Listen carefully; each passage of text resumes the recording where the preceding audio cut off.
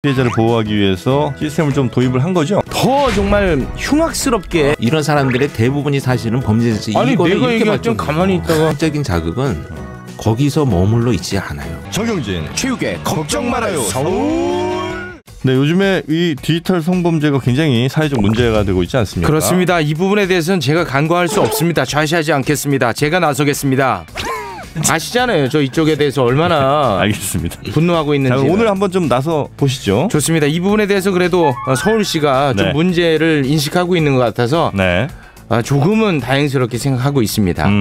이 서울시에서의 디지털 성범죄를 예방하고 또 피해를 상담해주는 종합 지원 플랫폼, 이걸 국내 최초로 만들었다고 합니다. 어떤 내용인지 이 두 분 전문가 모시고 이야기 들어보도록 하겠습니다. 저희랑 자주 뵙는 네. 익숙한 웃음소리의 주인공 권일용 교수님 나오셨고요. 네, 안녕하세요. 권윤영입니다. 네, 반갑습니다. 자, 그리고 서울시 여성정책 담당관 여성안심사업팀장 지명규 팀장님 나오셨습니다. 반갑습니다. 예, 반갑습니다. 네, 두 분 한 시간 기다리시느라 고생 많으셨습니다. 야, 이 자기 늦을 때는 정영진 씨 그런 식으로 물타기 할 게 아니죠. 알겠습니다. 예, 잘못을 깔끔하게 인정하고 가야 됩니다. 죄송합니다. 네. 재욱 씨도 늦게 왔어요. 얘도요? 오늘? 제가 한 절반은 늦게 왔어요. 아이 그러지 않죠. 자, 이제 늦은 게 오늘 중요한 게 아니라요. 예, 우리의 인식, 이 디지털 성범죄에 대한 인식이 너무 늦었습니다. 그걸 좀 이제 깨우쳐야 네, 됩니다. 네. 그래서 디지털 성범죄, 이게 어디까지가 디지털 성범죄고 또 어떤 것들이 주로 디지털 성범죄인지 요걸 한번 우리가 짧게 좀 정리를 하고 넘어가야 될 것 같습니다. 디지털 성범죄 어찌됐건 동의 없이 네. 남의 신체를 촬영한다든지 또는 합성한다든지 합성. 이런 것들이 다 포함되죠. 그래서 동의 없이 촬영되는 많은 것들 이렇게 이제 그 포괄적으로 정의를 할 수가 있는데요. 네. 지금 문제가 되는 것은 일단은 신체의 특정 부위, 그다음에 뭐 포르노물에다가 합성을 해가지고 얼굴을 갖다 붙여가지고 아주 교묘하게 만들어서 이렇게 네. 유포하는 행위들 이런 것들이 지금 대표적으로는 문제가 많이 되고 있죠. 그게 좀 네. 많은 사례들입니까? 네. 제가 좀 감수성에 왜곡이 있는지는 잘 모르겠습니다만 이 성범죄 앞에 디지털 이렇게 붙여놓으니까 약간 사람들이 가볍게 느끼는 건 아닌가. 저는 개인적으로 그런 느낌이 있습니다. 왜요? 오히려 이게 더 무거운 건데 좀 더 이름을 더 정말 흉악스럽게 붙여야 된다. 이 범죄 이름을. 저는 그런 생각을 한번 해봅니다. 그러니까 어찌됐든 디지털이란 말은 디지털을 씀으로 해서 엄청나게 유포되는 속도가 빠르고 그렇죠. 회복되지 않는다라고 하는 평생 안고 가는 거 문제가 아닙니까? 있다는 거예요. 맞습니다. 그런 거에 비해서는 이 단어가 주는 그 흉포함이 조금 가볍지 않나 이제 그런 생각을 한번 해봤습니다. 네. 전혀 동의를 못 끌어내고 있네요. 죄송합니다. 네. 전혀 동의하기가 힘들다. 이거는. 아니 디지털이라는 거는 좋은 단어잖아요. 디지털은. 디지털이 왜 좋은 단어예요? 아니, 그러니까 기술적인 어떤 진보를 의미하는 거잖아요. 디지털이라는 것 자체가. 아니, 상대적인 거죠. 아날로그와 상대. 닥쳐! 죄송합니다. 그래서 이렇게 지금 심각한 디지털 성범죄들이 일어나고 있는데 주로 뭐 어디에서 많이 지하철입니까? 뭐 주로 발생하는 장소는 뭐 지하철이 제일 많습니다. 그렇습니까? 예. 어느 정도인지 혹시 뭐 통계가 나온 게 있나요? 뭐 세부적인 통계는 뭐 제가 경찰이 아니기 때문에 네네. 최근에 그 디지털 성범죄는 한 10년 사이에 한 23배 정도가 증가가 됐으니까요. 와. 굉장히 좀 빠른 속도로 좀 증가하고 있는 거죠. 그리고 또 대부분의 피해자분들이 절반 정도가 또 자살을 생각하시고 그중에 또 절반 정도는 실제 실행을 하세요. 그 정도로 심각합니다. 그리고 가장 큰 문제는 지금 청소년들한테는 뭐 지금 청소년 또래 그 성폭력 가해 상담을 저희가 좀 알아보면 네. 그중에 한 절반 정도가 디지털 성범죄 관련 가해입니다. SNS나 뭐 익명 채팅 어플 툴을 뭐 통해 가지고 뭐 성적인 글이나 사진 동영상을 요구하는 게 네. 청소년들 사이에서 좀 확산되고 있는 거죠. 그리고 이게 좀 연령대가 중고등학생뿐이 아니라 초등학생까지 연령대가 좀 내려가고 있다는 게 가장 큰 문제입니다. 아주 어린 나이들까지도 이런 디지털 성범죄 대상이 혹은 뭐 가해자가 될 수도 있겠군요. 예, 그렇죠. 굉장히 범죄의식 별로 없는 상황에서.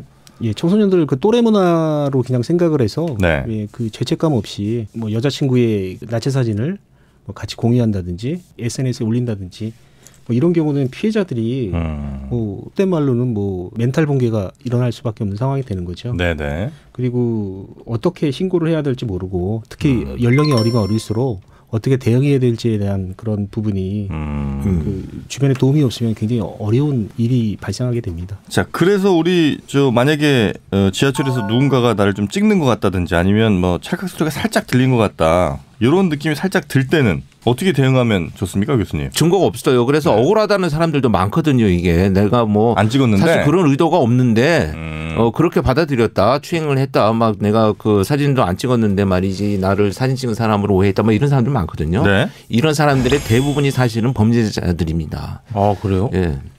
그 대부분이라고까지 대부분 아니 억울한 사람 분명히 있죠. 있으나 제가 지금 말씀드리고 싶은 건 네. 그런 경우에 일단은 그 인상착의라든지 그런 복장들을 확인을 하고요. 용의점이 있는 사람, 의심 가는 사람을 확인을 하고 내가 지금 어떤 위치에 있는지 지하철에 이제 뭐 어느 노선에 어떤 위치에 있는지를 확인을 해서 네. 112에 신고를 하면 거기는 112가 과연 그 지하철까지 언제 오겠느냐 이런 생각을 하지만 네. 지하철 경찰대나 특사경들이 다 그 곳곳에서 근무를 하고 있거든요. 그래서 빠른 시간에 확인 조치를 할 수가 있어요. 그 사람을 잡아둘 수는 없잖아요. 잡아줄 수는 없죠. 그냥 같이 있는 상태에서 지금 어느 동선을 이동을 하고 있다.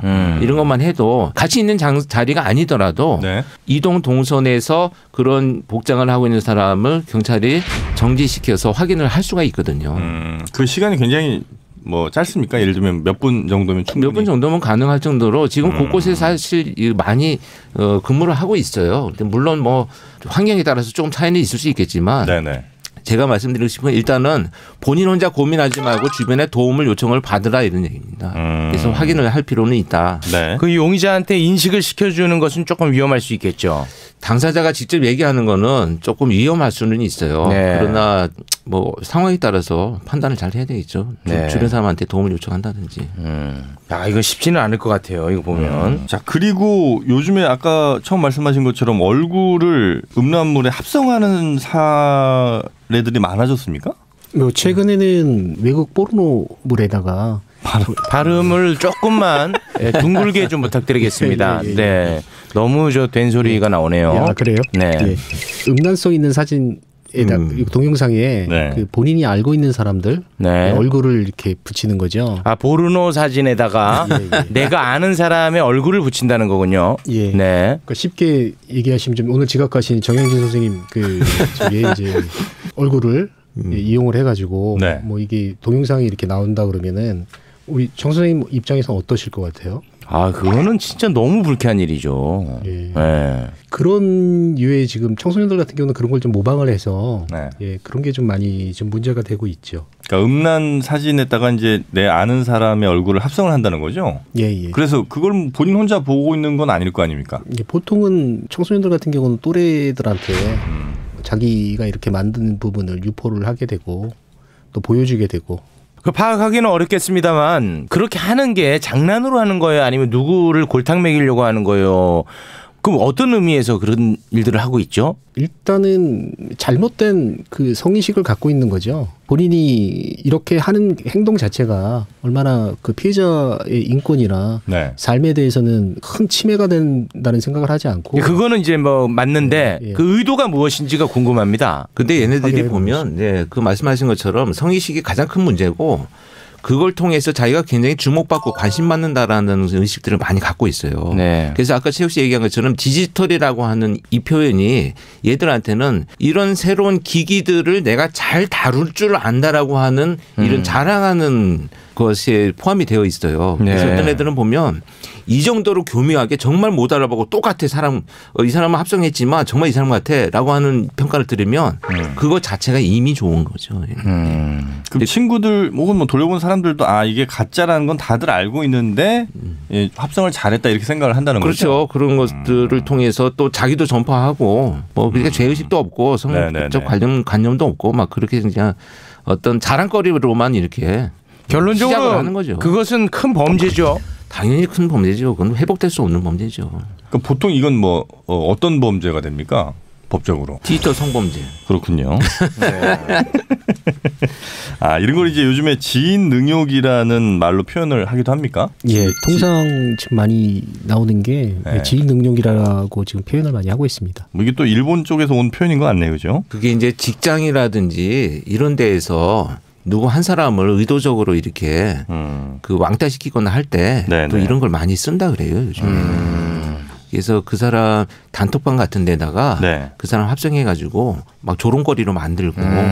그럼 의도 자체가 굉장히 안 좋네요. 그러니까 애초에 성적 관념도 있지만 포괄적으로 이렇게 그렇지 않은 것을 거짓으로 만들어가지고 전파한다는 것 자체는 굉장히 심각한 문제라고 우리가 인식을 해야 됩니다. 결과적으로도 아주 죄질이 안 좋지만 의도도 죄질이 안 좋다는 겁니다.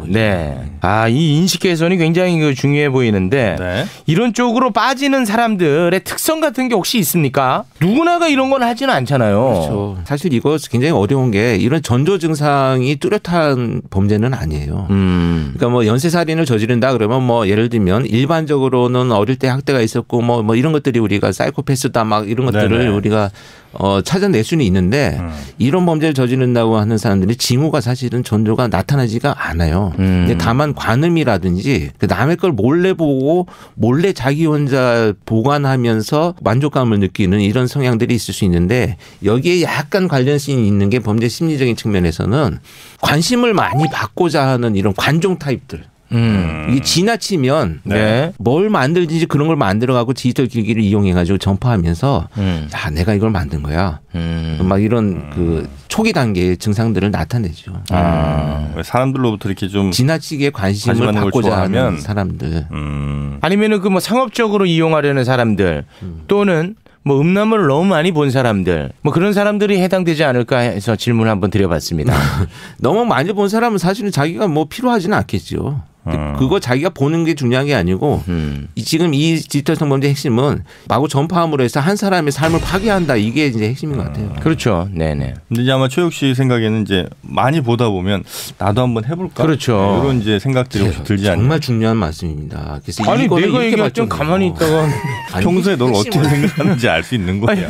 그래서 지금 성범죄 살인으로 이어진 자들을 제가 면담을 해보니까 결론이 뭐냐. 보는 것부터 시작을 해서 봐요. 어느 시점이 되면 나도 실행을 해볼까? 라고 해서 실행을 해요. 그다음에 도구를 준비해. 이런 음란 그 사이트에서 돌아다니는 막 도구들이 있잖아요. 뭐 자익이구나 막 이런 것들. 이런 것들을 구입을 해서 그 다음 단계에서는 실행을 해요.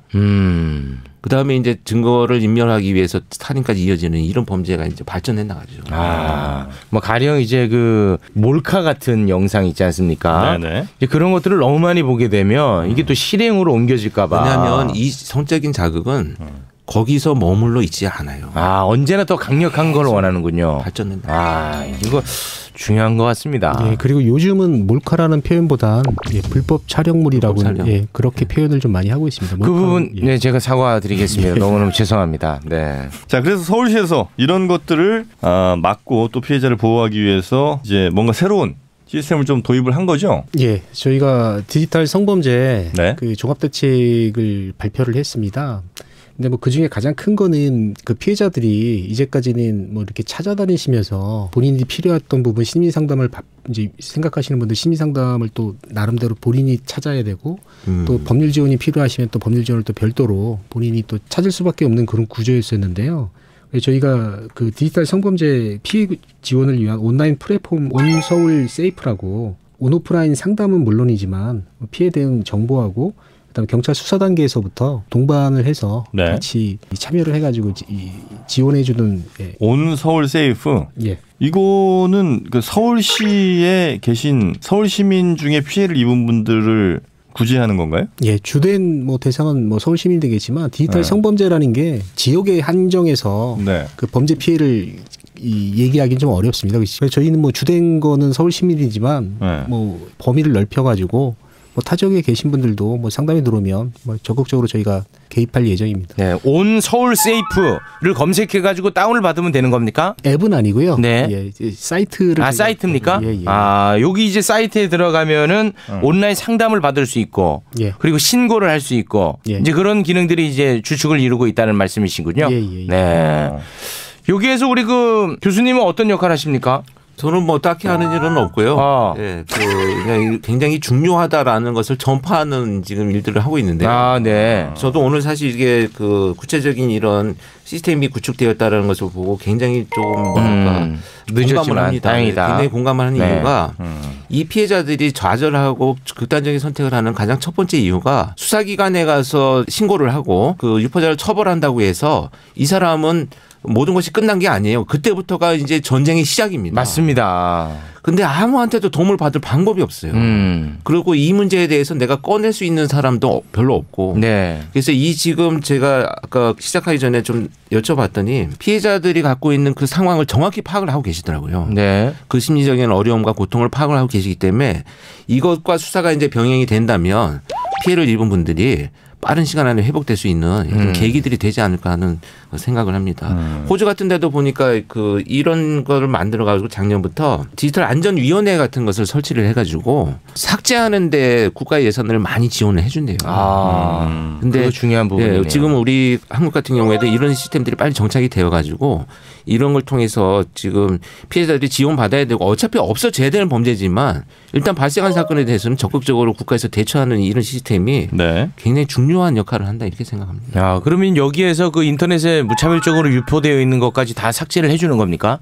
삭제는 저희가 그 인터넷상에 있는 부분은 방송통신심의위원회 방심위에서만 삭제 권한이 있어요. 그래서 뭐 그 부분은 저희가 연계를 해서 뭐 삭제 요청을 한다든지 이루어지도록 하는데 뭐 그게 중요한 게 아니라 실상은 이분들이 갖고 있는 피해라는 게 입장을 바꿔서 생각할 필요가 있는 거거든요. 대부분의 남성들은 이걸 뭐 단톡방에서 공유를 한다든지 전파할 때 별다른 죄의식이 없지만 그게 만약 본인 사진인데 다른 사람들을 통해서 이렇게 전파됐을 때 정상적인 사회생활을 할 수 있는 남자가 몇이나 되겠습니까? 근데 그런 쪽의 입장을 생각하지 않고 단순히 그냥 청소년들 같은 경우는 놀이로 생각하고 뭐 이 잘못된 그릇된 성의식을 남성분들이 좀 많이 갖고 계시는데 그건 좀 빨리 좀 고쳐줘야 될 문제라고 생각이 듭니다. 근데 이걸 왜 서울시에서 하는 거예요? 원래 이제 나라가 해야 될 거 아닙니까 이거는? 나라도 하는데 뭐 저희 서울시가 먼저 사업을 시작해가지고 중앙정부가 따라간 사업이 굉장히 많이 있습니다. 좀 선도적으로 이렇게 하시는 거군요. 결국은 나라가 해야 되는 건 거죠. 이건 전 국민이 당연히 뭐 당연하죠. 이 경계가 어디 있습니까 이게?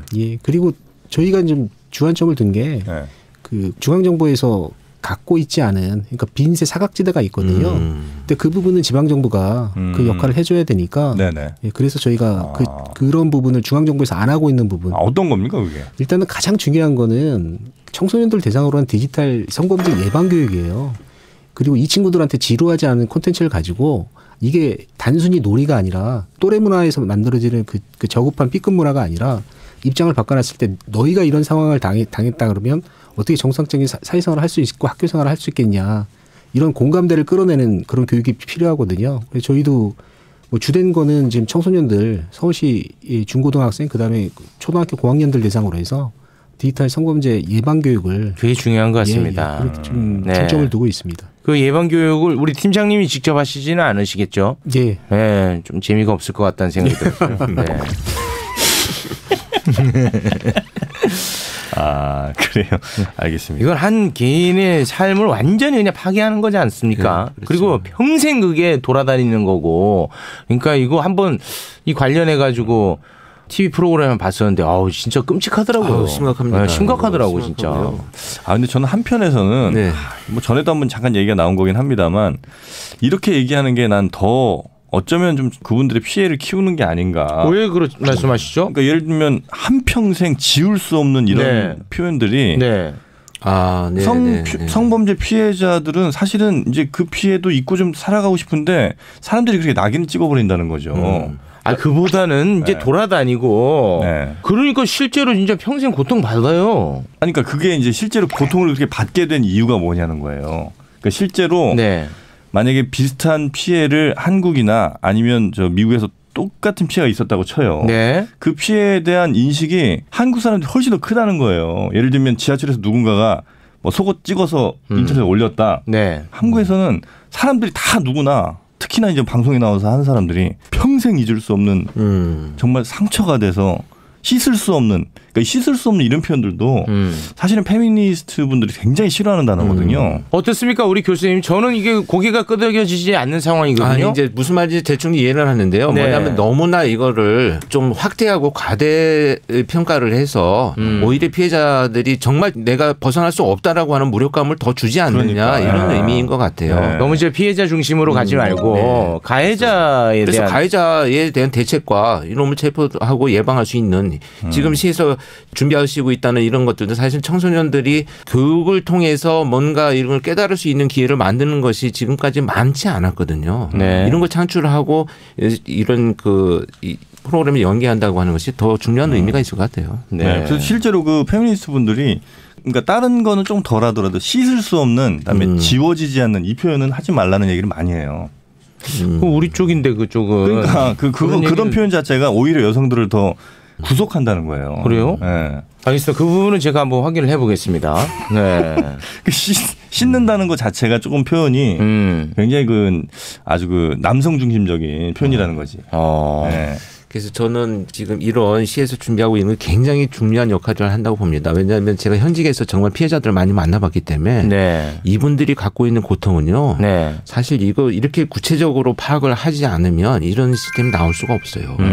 막연한 정책만 나오지 이렇게 무엇을 할 것이다. 피해자들하고 연계해서 우리가 조사받을 때 지원할 것이다. 이런 것들은요. 사실 그냥 나오는 게 아닙니다. 이게. 네.